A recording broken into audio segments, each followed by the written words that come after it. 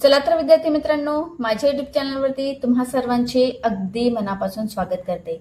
तर विद्यार्थी मित्रांनो, तुम्हालाही इंग्लिश बोलायचं आहे, पण सुरुवात कशी करायची समजत नाही का? किंवा तुम्हाला ग्रामरची भीती वाटते का?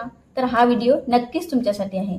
आजच्या या व्हिडिओमध्ये मी तुम्हाला इंग्लिश बोलायला सुरुवात कशी करायची हे अगदी सोप्या पद्धतीने सांगणार आहे. तर बघा विद्यार्थी मित्रांनो, खूप जणांना असं वाटतं की इंग्लिश बोलण्यासाठी परफेक्ट ग्रामर यायला हवे, पण असं काहीच नाही विद्यार्थी मित्रांनो. आपण लहानपणी मराठी किंवा हिंदी कसं शिकलो? तर ग्रामर शिकून नाही ना, आपण ऐकून, बोलून आणि प्रॅक्टिस करूनच आपण शिकलो. म्हणून आजपासून आपण इंग्लिशला घाबरणार नाही आणि आजपासून आपण दररोज इंग्लिशची प्रॅक्टिस करणार. ओके, तर बघा आता विद्यार्थी मित्रांनो, आपण बेसिक पासून या ठिकाणी मी तुम्हाला सांगते की बेसिक पासून या ठिकाणी आपण कशा पद्धतीने शिकणार आहोत इंग्लिश. तर बघा, एकदम बेसिक पासून मी तुम्हाला सुरुवात करते, म्हणजे जेणेकरून तुम्हाला सर्व पूर्ण बेसिक पासून सगळं समजून जाईल. तर बघा, इंग्लिश शिकण्यासाठी आता सगळेजण काय बोलतात की इंग्लिश शिकणे म्हणजे इंग्लिश बोलणे म्हणजे काय, की इंग्लिशमध्ये सेंटेन्स बोलणे, राईट? आता सेंटेन्स जेव्हा आपल्याला बोलायचे असतात तेव्हा त्याच्यासाठी आपल्याला काय काय गरज असते तर ते तुम्हाला मी सांगते. आता सेंटेन्ससाठी सगळ्यात पहिले आपल्याला कशाची गरज आहे, तर वर्ड्सची गरज आहे. म्हणजे शब्द तुम्हाला माहिती असायला पाहिजेत इंग्लिशमध्ये. आणि शब्दांसाठी आपल्याला कशाची गरज आहे, तर अक्षरांची आणि वॉवेल्सची गरज आहे इंग्लिशमध्ये. तर लेटर्स जे आहेत ते 26 आहेत, ते तर तुम्हाला सगळ्यांनाच माहिती आहेत, ते म्हणजे ए टू झेड. आणि वॉवेल्स जे आहेत ते 5 वॉवेल्स आहेत, आणि ह्याच वॉवेल्सवरती आपला जो पूर्ण जो वर्ड्स आहे तो या ठिकाणी डिपेंडेड असतो, ठीक आहे, किंवा प्रोनाऊन्सिएशन डिपेंडेड आहे. तर बघा, हे कोणकोणते वॉवेल्स आहेत, तर ए, ई, आय, ओ, यू हे 5 वॉवेल्स आहेत. हे तुम्हाला या ठिकाणी ध्यानात ठेवायचं आहे, लक्षात ठेवायचं आहे. म्हणजे काय, की आपल्याला जर इंग्लिश बोलायचं आहे म्हणजे आपल्याला सेंटेन्स यायला पाहिजे, बरोबर आहे. आणि सेंटेन्स माहिती असणे म्हणजेच की वर्ड्स आपल्याला माहिती असायला पाहिजेत, आणि वर्ड्ससाठी आपल्याला ह्या सगळ्या गोष्टी ज्या आहेत त्या माहिती असायला पाहिजेत. आता सेंटेन्समध्ये नॉर्मली आपल्याला जर इंग्लिशमध्ये सेंटेन्स एक बनवायचा आहे तर त्याला कशाची गरज असते, तर मी या ठिकाणी एकदम बेसिक पासून घेत आहे. तर बघा, नॉर्मल सेंटेन्स जर तुम्हाला या ठिकाणी बनवायचं असेल तर त्याच्यासाठी सब्जेक्टची गरज असते, वर्ब आणि object. Subject plus verb plus object या सर्व गोष्टींचं मिळून सेंटेन्स बनतो. आता या ठिकाणी काही विद्यार्थ्यांना जे म्हणजे एकदम ज्यांना काहीच इंग्लिश येत नाही, मग त्यांच्यासाठी थोडंसं मी डिटेलमध्ये या ठिकाणी हा व्हिडिओ बनवणार आहे.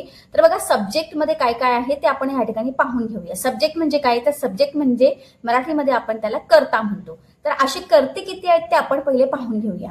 तर बघा, असे जे कर्ते आहेत ते या ठिकाणी मी तुम्हाला नॉर्मली बेसिक जे कर्ते आहेत ते या ठिकाणी तुम्हाला मी सांगण्याचा प्रयत्न केलेला आहे. बघा, I, you, he, she, it, we, they, you, ठीक आहे. तर आता या ठिकाणी बघा, हा जो आय आहे तो म्हणजे मी, ठीक आहे, मराठीमध्ये आपण मी म्हणतो. यू हा तू म्हणजे एक वचनी आहे, आणि ह्या ठिकाणी दुसरा जो यू आहे तो अनेक वचनी म्हणजे तुम्ही या ठिकाणी असणार आहे. त्यानंतर आहे ही, आपण तो हा शब्द या ठिकाणी वापरतो. शी म्हणजे ती, इट म्हणजे ते, वी म्हणजे आम्ही, आणि दे म्हणजे ते. आणि हा यू आहे तो अनेक वचनासाठी आहे. म्हणजे तूचा जेव्हा आपण वापर करतो तर तूच्या वापरासाठी सुद्धा आपल्याला यू वापरायचं आहे, आणि तुम्हीच्या वापरासाठी सुद्धा आपल्याला यूज वापरायचा आहे.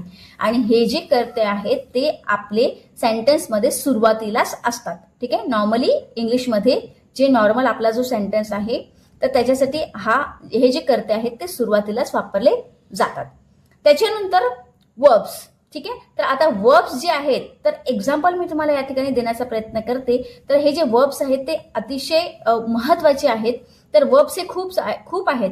वर्ब म्हणजे क्रियापद, म्हणजे आपण ज्या ज्या क्रिया करतो ते सगळे वर्ब्समध्ये मोडतात, ठीक आहे. म्हणजे खाणे, उठणे, बसणे, गाणे हे सगळ्या ज्या क्रिया आहेत त्या सगळ्या वर्ब्समध्ये मोडतात, ठीक आहे. तर एक एक्झाम्पल सांगते मी तुम्हाला. गो म्हणजे जाणे, सी, कम, ड्रिंक, स्लीप, वॉक म्हणजे चालणे, टॉक म्हणजे बोलणे. तर ह्या सगळ्या ज्या क्रिया आहेत त्या सगळ्या वर्ब्समध्ये मोडतात. तर असे भरपूर वर्ब्स आहेत आणि त्याचे फॉर्म सुद्धा वेगवेगळे आहेत. तर त्याच्यासाठी आपण स्पेशल व्हिडिओ बनवण्याचा मी प्रयत्न करणार आहे.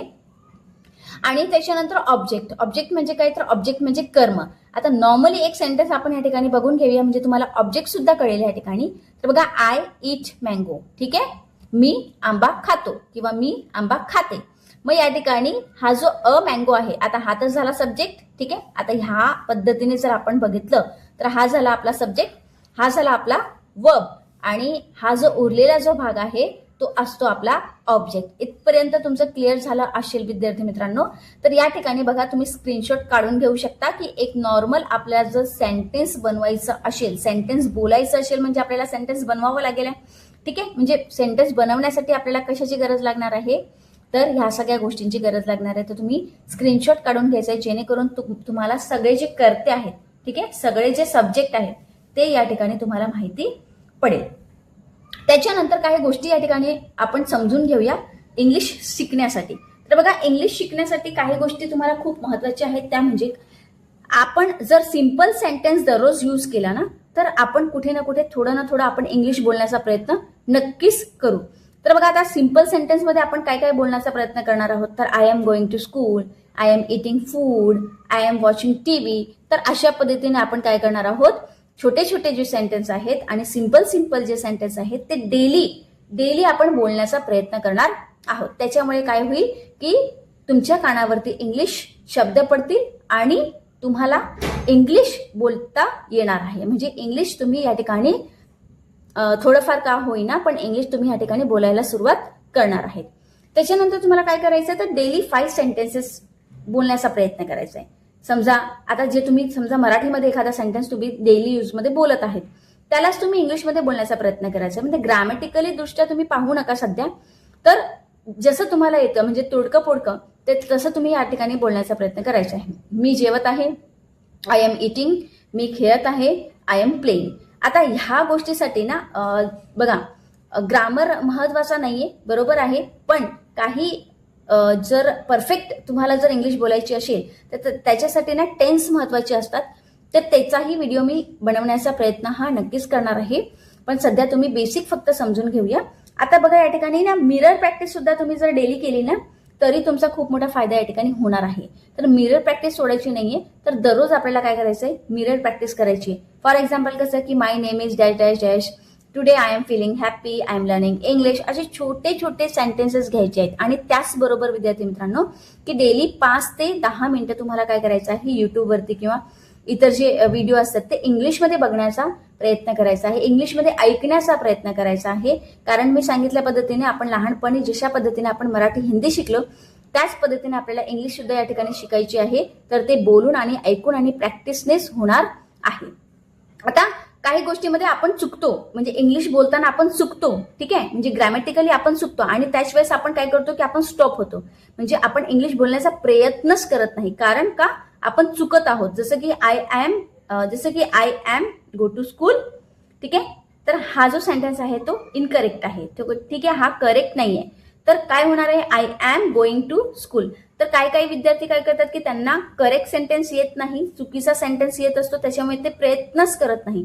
तर बघा, चुकीनेच आपण शिकणार आहोत. तर चुकीचं का होईना पण आपण बोलण्याचा प्रयत्न या ठिकाणी नक्कीच करणार आहोत. त्या चुकीनं आपण जे करेक्ट सेंटेन्स आहे ते सुद्धा आपण म्हणजे आपली जी इंग्लिश आहे ते आपण या ठिकाणी सुधारवण्याचा प्रयत्न करणार आहोत. ठीक आहे. तर विद्यार्थी मित्रांनो बघा, परफेक्ट इंग्लिशपेक्षा कॉन्फिडन्स इंग्लिश जास्त महत्वाचं आहे, ठीक आहे, जास्त इम्पॉर्टंट आहे. म्हणजे जर तुम्ही कॉन्फिडेंटली इंग्लिश बोलण्याचा प्रयत्न कराल ना तर नक्कीच तुम्हाला इंग्लिश बोलता येणार आहे.